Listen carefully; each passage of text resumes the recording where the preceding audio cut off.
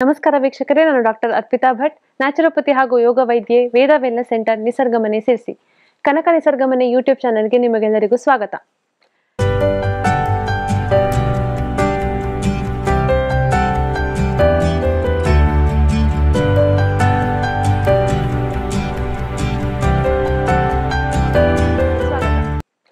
ನಾನಿವತ್ತು ಹೇಳಕೊಟ್ಟಿರುವಂತಹ ಸಮಸ್ಯೆ ಪ್ರತಿಯೊಬ್ಬರಿಗೂ ಒಮ್ಮೆಯಾದರೂ ಕಾಡಿರುವಂತಹ ಸಮಸ್ಯೆ ಅಂತಾನೆ ಹೇಳ್ಬೋದು. ಕಾನ್ಸ್ಟಿಪೇಷನ್ ಎಲ್ಲರಿಗೂ ಈಗಿನ ಜೀವನ ಕ್ರಮದಿಂದ ಒಮ್ಮೆಯಾದರೂ ಇದು ಬಂದಿರುತ್ತೆ. ಈ ಕಾನ್ಸ್ಟಿಪೇಷನ್ ಸಮಸ್ಯೆ ಯಾಕೆ ಬರುತ್ತೆ ಮತ್ತೆ ಇದಕ್ಕೆ ಮನೆಯಲ್ಲಿಯೇ ಏನು ಔಷಧಿಯನ್ನ ಮಾಡ್ಕೊಳ್ಬಹುದು ಅಂತ ನಾನು ಇವತ್ತಿನ ವಿಡಿಯೋದಲ್ಲಿ ನಿಮ್ಗೆ ಹೇಳ್ಕೊಡ್ತಾ ಇದ್ದೀನಿ. ಸೊ ಕಾನ್ಸ್ಟಿಪೇಷನ್ ಅಂತಂದ್ರೆ ಏನು ಅಂತ ನೋಡಕ್ ಹೋದ್ರೆ, ಕಾನ್ಸ್ಟಿಪೇಷನ್ ಸಮಸ್ಯೆಯಲ್ಲಿ ಏನು ನಾವು ಮಲವಿಸರ್ಜನೆ ಮಾಡ್ತಾ ಇದ್ದೀವಿ, ಇದು ಗಟ್ಟಿಯಾಗಿ ಹೋಗುವಂಥದ್ದು. ಅದೇ ರೀತಿ ಮಲವಿಸರ್ಜನೆ ತುಂಬಾ ವಾರದಲ್ಲಿ 3ಕ್ಕಿಂತ ಕಡಿಮೆ ಬಾರಿ ನಾವು ಮಲವಿಸರ್ಜನೆಗೆ ಹೋಗ್ತಿರುವಂಥದ್ದು, ಅಥವಾ ಮಲವಿಸರ್ಜನೆ ಮಾಡುವಾಗ ತುಂಬಾ ಕಷ್ಟಪಟ್ಟು ಮಾಡ್ತಾ ಇದ್ದಾರೆ ಅಂತಂದ್ರೆ ನಿಮ್ಗೆ ಕಾನ್ಸ್ಟಿಪೇಷನ್ ತೊಂದರೆ ಇರಬಹುದು. ಹಾಗಾದ್ರೆ ಕಾನ್ಸ್ಟಿಪೇಷನ್ ತೊಂದರೆ ಏಕೆ ಬರುತ್ತೆ ಅಂತ ನೋಡೋದಾದ್ರೆ, ಮೊದಲನೇದಾಗಿ ನೀವು ನೀರನ್ನ ಕಡಿಮೆ ಕುಡಿತಿರಬಹುದು. ದಿನಕ್ಕೆ 3 ರಿಂದ 4 ಲೀಟರ್ ನೀರು ದೇಹಕ್ಕೆ ಅತ್ಯಗತ್ಯ. ನೀವು ಇದಕ್ಕಿಂತ ನೀರನ್ನ ಕಡಿಮೆ ಕುಡಿತಿದ್ದೀರಾ ಅಂದ್ರೆ ಬಾಡಿಯಲ್ಲಿ ಡಿಹೈಡ್ರೇಷನ್ ಆಗಿ ನೀರಿನ ಅಂಶ ಕಡಿಮೆ ಆಗಿ ನಿಮಗೆ ಕಾನ್ಸ್ಟಿಪೇಷನ್ ತೊಂದರೆ ಆಗ್ತಿರಬಹುದು. ಅದೇ ರೀತಿ ಫಿಸಿಕಲ್ ಆಕ್ಟಿವಿಟಿ ಕಡಿಮೆ ಆಗಿದ್ರೆ ಕೂಡ ಕಾನ್ಸ್ಟಿಪೇಷನ್ ತೊಂದರೆ ಆಗುತ್ತೆ. ಹಾಗೆಯೇ ಈಗಿನ ಲೈಫ್ ಸ್ಟೈಲ್, ದಿನಚರಿ ಏನಿದೆ ಅದು ನಿಮ್ದು ವೇರಿಯೇಷನ್ಸ್ ಇದ್ರೆ, ಅಂದ್ರೆ ಕರೆಕ್ಟ್ ಆದ ಸಮಯದಲ್ಲಿ ನಿದ್ದೆ ಮಾಡ್ತಾ ಇಲ್ಲ, ಕರೆಕ್ಟ್ ಆಗಿ ನಿದ್ದೆ ಮಾಡ್ತಾ ಇಲ್ಲ, ಕರೆಕ್ಟ್ ಆದ ಸಮಯದಲ್ಲಿ ಊಟ ಮಾಡ್ತಾ ಇಲ್ಲ ಅಂತ ಆದ್ರೆ ಕಾನ್ಸ್ಟಿಪೇಷನ್ ಆಗ್ಬೋದು. ಅದೇ ರೀತಿ ಹೊರಗಿನ ಆಹಾರವನ್ನ ಜಾಸ್ತಿ ತಿನ್ನುವಂಥದ್ದು, ಬೇಕರಿ ಐಟಮ್ಸ್, ಕರಿದ ಆಹಾರ, ಜಂಕ್ ಫುಡ್ಸ್ ಇದನ್ನೆಲ್ಲ ಜಾಸ್ತಿ ತಗೊಳ್ಳೋದ್ರಿಂದ ಕೂಡ ಕಾನ್ಸ್ಟಿಪೇಷನ್ ಆಗುತ್ತೆ.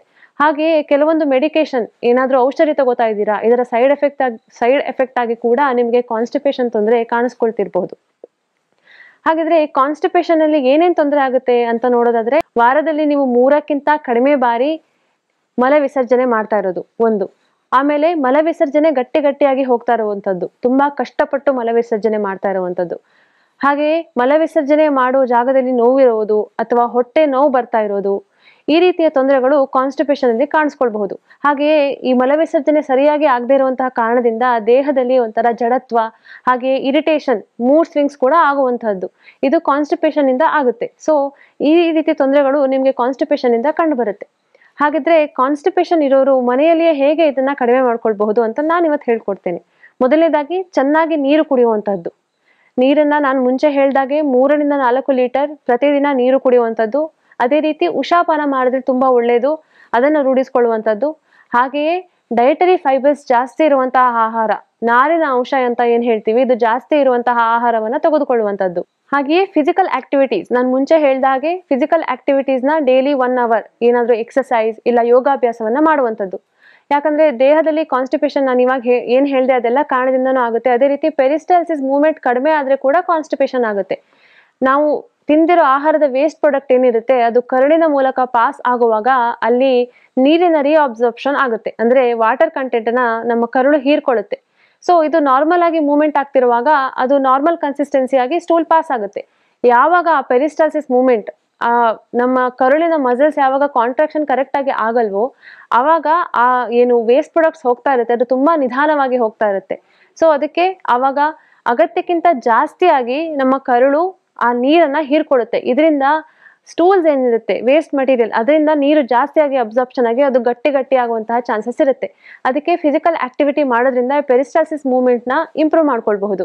ಹಾಗೆಯೇ ಪಾಲಕ್ ಸೊಪ್ಪನ್ನ ತಗೊಳ್ಳಿ, ಅದರಿಂದ ಮಿಕ್ಸಿ ಮಾಡಿ ರಸವನ್ನ ತೆಗೆದುಕೊಳ್ಳಿ, ಅದಕ್ಕೆ ಒಂದು ಅರ್ಧ ಇಂಚಿನಷ್ಟು ಶುಂಠಿಯನ್ನ ಜಜ್ಜಿ ಅದರ ರಸವನ್ನ ಮಿಕ್ಸ್ ಮಾಡಿ ಅದರನ್ನ ಸೇವಿಸೋದ್ರಿಂದ ಕೂಡ ನಿಮಗೆ ಕಾನ್ಸ್ಟಿಪೇಷನ್ ತೊಂದರೆಯ ನಿವಾರಣೆ ಆಗುತ್ತೆ.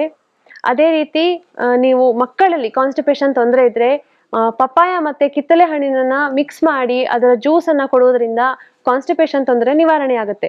ಅದೇ ರೀತಿ ಅಗಸೆ ಬೀಜದ ಸೇವನೆಯಿಂದ ಕೂಡ ಕಾನ್ಸ್ಟಿಪೇಷನ್ ನ ನಿವಾರಣೆ ಮಾಡ್ಕೊಳ್ಬಹುದು.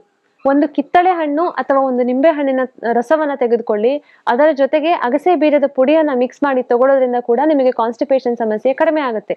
ಅದೇ ರೀತಿ ಅಪಾನ ಮುದ್ರೆಯನ್ನ ಹೇಗೆ ಮಾಡ್ಬೇಕಂದ್ರೆ, ನಿಮ್ಮ ಉಂಗುರ ಬೆರಳು ಹಾಗೆ ಮಧ್ಯ ಬೆರಳನ್ನ ಹೆಬ್ಬೆರಳಿಗೆ ಜೋಡಿಸಿ ಉಳಿದ ಬೆರಳನ್ನ ನೇರವಾಗಿ ಇಟ್ಕೊಳ್ಳುವಂಥದ್ದು. ಈ ಅಪಾನ ಮುದ್ರೆಯನ್ನ ದಿನಕ್ಕೆ 15 ನಿಮಿಷ ಮಾಡುವುದರಿಂದ ಕೂಡ ಕಾನ್ಸ್ಟಿಪೇಷನ್ ಸಮಸ್ಯೆಯನ್ನ ಕಡಿಮೆ ಮಾಡ್ಕೊಳ್ಬಹುದು. ಅದೇ ರೀತಿ ಒಣದ್ರಾಕ್ಷಿಯನ್ನ ರಾತ್ರಿ ಹೊತ್ತು ನೆನೆ ಹಾಕಿ ನೀರಿನಲ್ಲಿ ನೆನೆ ಹಾಕಿ ಇಲ್ಲ ಹಾಲಿನಲ್ಲಿ ನೆನೆ ಹಾಕಿ ಅದನ್ನ ಬೆಳಗ್ಗೆ ಖಾಲಿ ಹೊಟ್ಟೆಯಲ್ಲಿ ನೀರಿನ ಜೊತೆಗೆ ಅಥವಾ ಹಾಲಿನ ಜೊತೆಗೆ ಸೇವಿಸುವುದರಿಂದ ಕಾನ್ಸ್ಟಿಪೇಷನ್ ಸಮಸ್ಯೆ ಕಡಿಮೆ ಆಗುತ್ತೆ. ಈ ಮನೆಮದ್ದನ್ನ ನೀವು ಕೂಡ ಟ್ರೈ ಮಾಡಿ, ಹಾಗೆಯೇ ನಿಮಗೆ ಗೊತ್ತಿರೋರ ಜೊತೆ ಕೂಡ ಶೇರ್ ಮಾಡ್ಕೊಳ್ಳಿ. ಧನ್ಯವಾದಗಳು.